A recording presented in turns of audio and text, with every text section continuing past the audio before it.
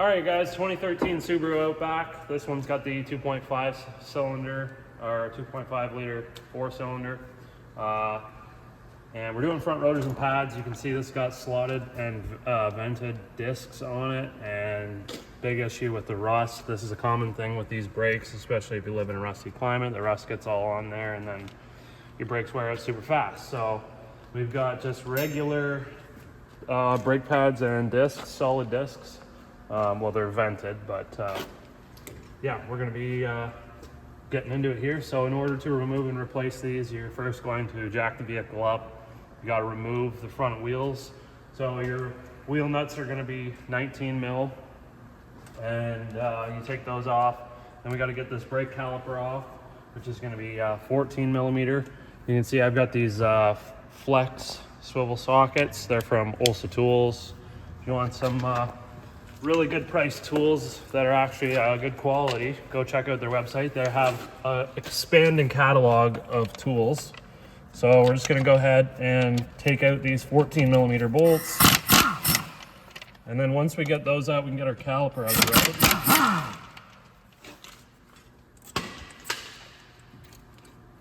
And I'm just going to set that up there. Now what I'm going to do, I'll just leave those brake pads in there for now. I'm going to switch it up to a 17 millimeter socket now, so that we can take this cradle out. And we'll just, like I said, I'll just leave the pads in it right now. I might try to just move this over so we can get a little better access to that.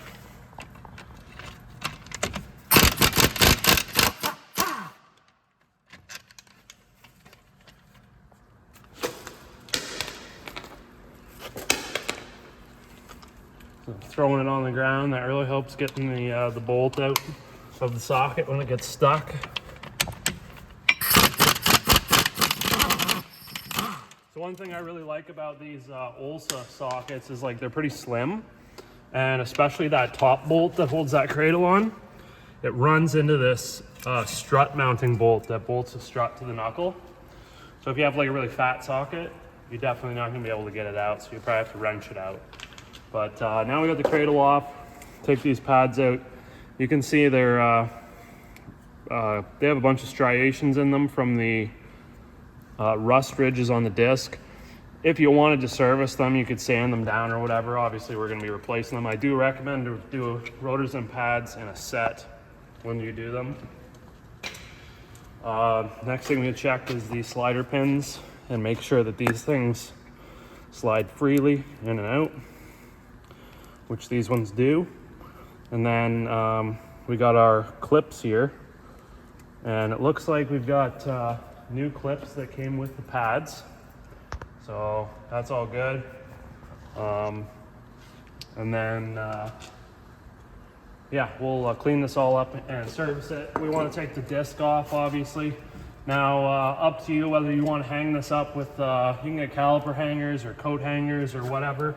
Just don't hang the caliper, or don't like let the caliper like fall off and hang by the hose, because it's a cast caliper, so it's got some weight to it. You might damage the hose or rupture it or whatever. So we'll take the disc off. A lot of times these get rusted on, so if you're replacing them, you can just take a hammer and beat like the back side of it, like here, and try to break it free, or hammer it in between the studs here, and here. Or the first option I would do is find a bolt that's the right thread pitch, which I believe that is M8 by 1.25 thread pitch. I could be wrong, but I'm pretty sure that's what it is. I'll let you know before the end of the video. And then you can run the bolts in. There's 2 threaded holes, and the bolt will just push the disc off of the hub. It'll break that rust bond. So you can see this is our hub surface now, and you get a bunch of rust that builds up in there, so we need to clean that before we go and put our new discs on there. And same with this backing plate, it gets a lot of rust build up on it, a lot of rust scale. Be nice to just clean all that off so that it doesn't end up falling into the disc and making a bunch of noise and all that stuff. And more importantly, this hub needs to be nice and cleaned for the disc to sit true to the face of the hub, so that you don't get any brake pulsations. And yeah, that's pretty important. So I think we'll clean this up, and then we'll get our caliper adapter bracket. We'll get it cleaned up, and then we'll get our caliper pushed back. So I'm gonna get to cleaning.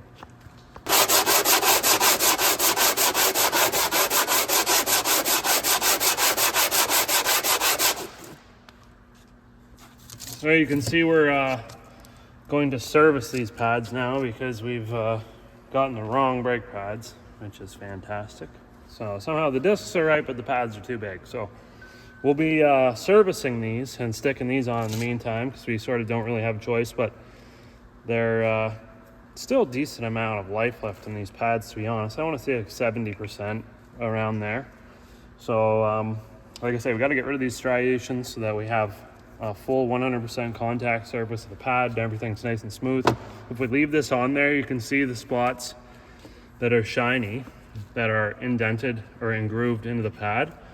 Those are not going to contact the disc, and the disc is going to rust in those spots, and we'll just end up with those rusty lines on the discs on the new ones, and it'll be game over. So we got to sand them down, get them resurfaced, and then we'll clean these all up.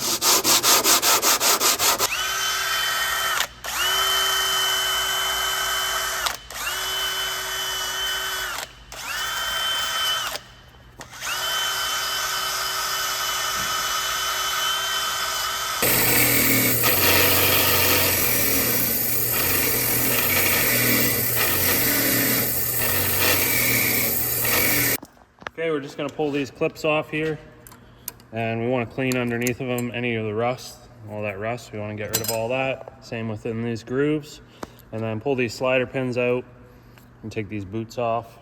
Give these a wipe down, get rid of all that dirty, rusty grease. You can see the seal's been compromised there, so I'm just going to give those a quick scuff with the wire wheel and try to get all this rust off.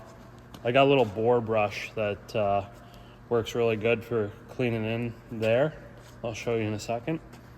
And then we'll use this lube for the slider pins, and we use anti-seize for underneath of the clips.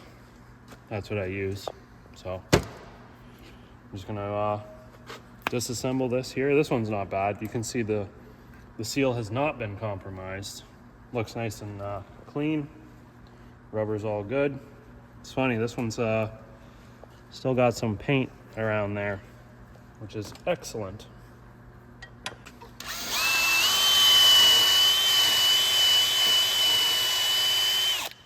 That's the little brushes. You can buy them on Amazon, AliExpress, your local hardware store. And usually I just use some parts or brake cleaner to just wash this out and get it pretty well cleaned out. And then we'll apply some lube once we get our pins cleaned up and reassemble.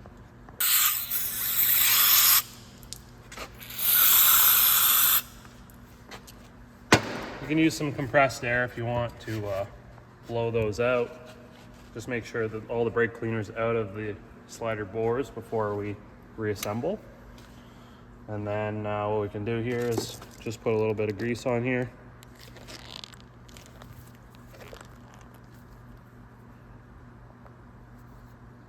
It was a little excessive, but just a bit. We don't want to put an insane amount on there. And then we can just work it in there. Make sure that the slider pin's nice and free, it's not binding up. Put our rubber on there. I think that goes on that way. Yep. Just like that. And then I'm gonna go over the wire wheel and just clean this one up right there. So.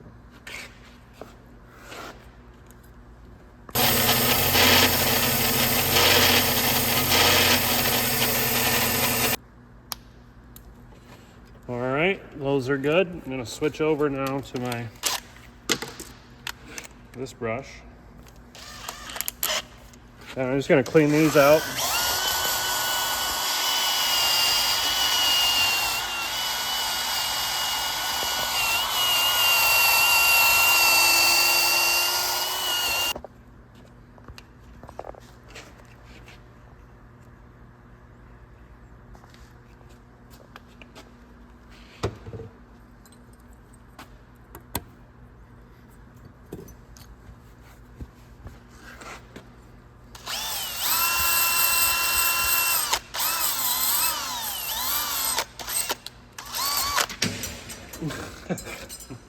gone.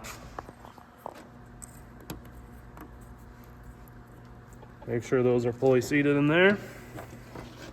Okay, now we can go put this onto the car.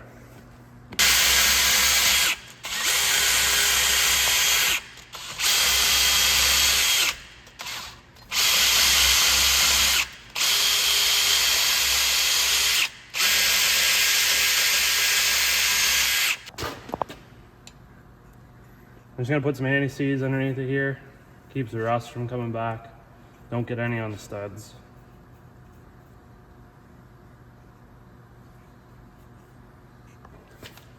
We got our disc on there now. Get this started.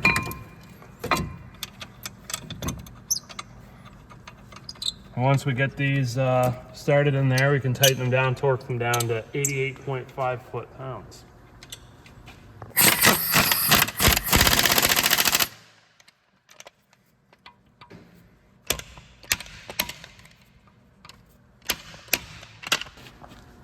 How many foot-pounds you say? 88.5.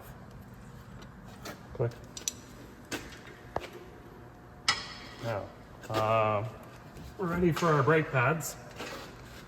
And we also need to push our caliper back. So, we got 2 pistons in there. There's a tool to do it, or you can use channel lock pliers if you have them, or C-clamps. You just have to really watch and be careful. If you're going to use either the channel locks or the C-clamps, I do recommend to stick like an old brake pad or something in there just to protect these pistons. Some of them are, I don't know about these ones, but some of them are like a ceramic, and they're very hard but brittle, so they can fracture or crack, chip really easily.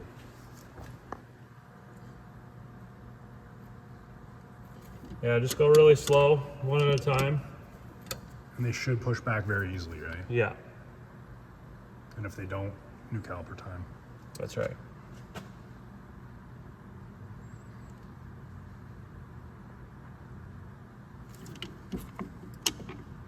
You may have to go back to the other one.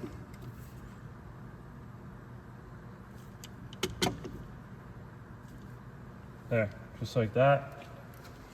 Now, in this case, we're reusing the brake pads, so we didn't have to do that. But for those of you that are putting new brake pads on, which I recommend, you have to do that. All right, we got our brake pads, putting the clippy things facing down. And you can see like the spring piece rests against the bottom of that. And then this needs to sit into that groove right there. So just slide those in there like that, and they should be nice and free. You don't have to you shouldn't have to hammer them in or any excessive force. They should just go right in. So, and I can see if you look at this back one, you see how it wants to spring out? That's how it should be.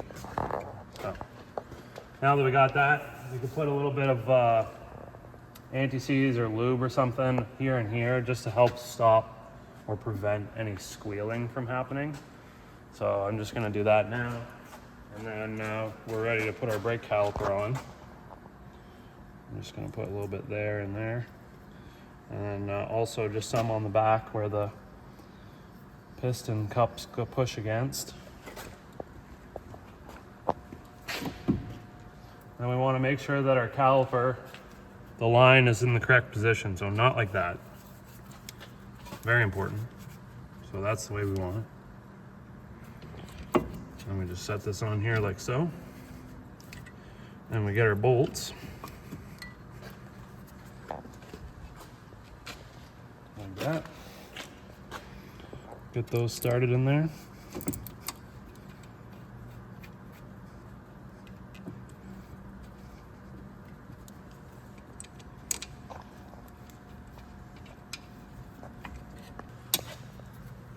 You're renting it out too. Yeah. Okay, so these get torqued to 19.9 foot-pounds. Let's just call it 20, eh? Yeah, just call it 20. If you're replacing a caliper or something like that, that banjo bolt that goes in the back of the caliper for your brake fluid line, that gets torqued to 13.3 foot-pounds. Make sure you replace the copper gaskets with it as well, but that's not in this video. I'm just letting you know torque spec in case you're going to do it. So make note when you're putting this on, torquing these down, there's little slots on the slider pins. Those need to be sitting in a certain direction. You'll notice there's a little cast groove like in the caliper that sits against, and you'll notice like when the pin should sit flush against that ear. If you have the pin position wrong, it won't sit flush. So just make sure you do that before you start cranking the bolts down. Pay attention. That's pretty much it. We just got to put our wheel on now, but we just gave everything a quick once over. Make sure that the disc is on there right, our hose isn't all twisted up. Brake caliper brackets on, those bolts are torqued. Our brake caliper is able to float freely. Those bolts are torqued. Brake pads are looking good. And we'll put our wheel on. One thing you may want to do if you have a bunch of corrosion on the back of your rim, to clean that off. This one's not bad, it's been cleaned before, but very important for safety reasons. If you get a bunch of corrosion build up on the back of the hub there that mates against the disc, there's a good chance that as you drive it will settle and shift and your wheel nuts may loosen off. So clean that up. We'll obviously going to be hand torquing these wheel nuts as well. They also get torqued to 88.5 foot-pounds, and after 100 kilometers or 100 miles, retorque again just to make sure that everything's good. So